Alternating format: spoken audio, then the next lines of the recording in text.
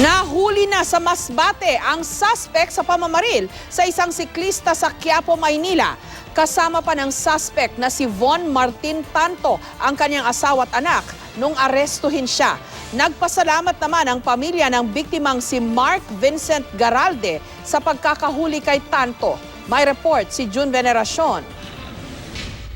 Bantay sarado ng maraming pulis at sundalo ang sasakyang lula ng Army Reservist na si Von Martin Tanto patungong Police Provincial Office ng Masbate. Si Tanto ang suspect sa pagpatay ng nakaalitang siklista sa Quiapo, Maynila noong Lunes ng gabi.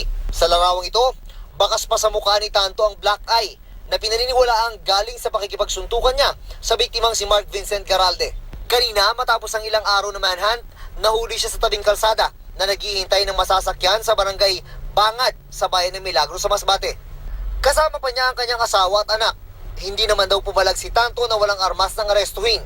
Paniwala ng mga pulis, patungo sana ang suspect sa Mindanao.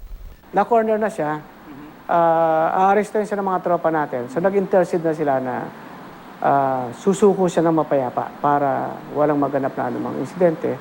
Batay sa impormasyong natanggap ng Manila Police District mula Nueva Vizcaya kung saan natagpuan ang kanyang kotse kahapon, dumaan si Tanto sa Cavite at Batangas bago nakarating sa Masbate.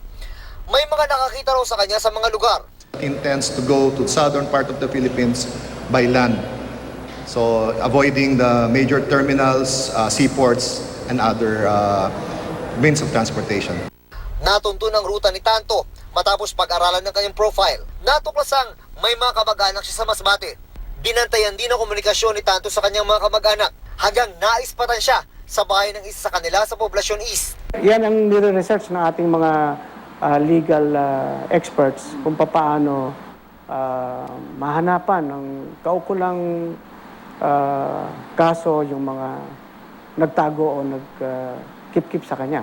Ayon kay Kapitan Freddy Bolivar, may nakapagsabi sa kanyang nasa kanilang barangay ang wanted na si Tanto. Kaya pinuntahan daw niya ito sa bahay sa pinag-usapan ng asawa ni Tanto na hikayatin ng suspect na sumuko na. E-eskorta naman ng mga sundalo si Tanto hanggang ma-turn over sa Manila Police District.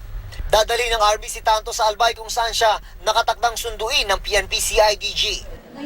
Ang pamilya ng biktimang si Garalde nagpapasalamat na nahuli na si Tanto, pero ayaw raw muna nilang makaharap ito. Hatawin ko siya tubo talaga. Ang gigigil ako sa kanya. Hindi raw sila makapaniwalang magagawang pumatay ng isang tao ng dahil lang sa alitan sa kalsada. Parang ginawa niyang manok. Buti nga yung manok eh.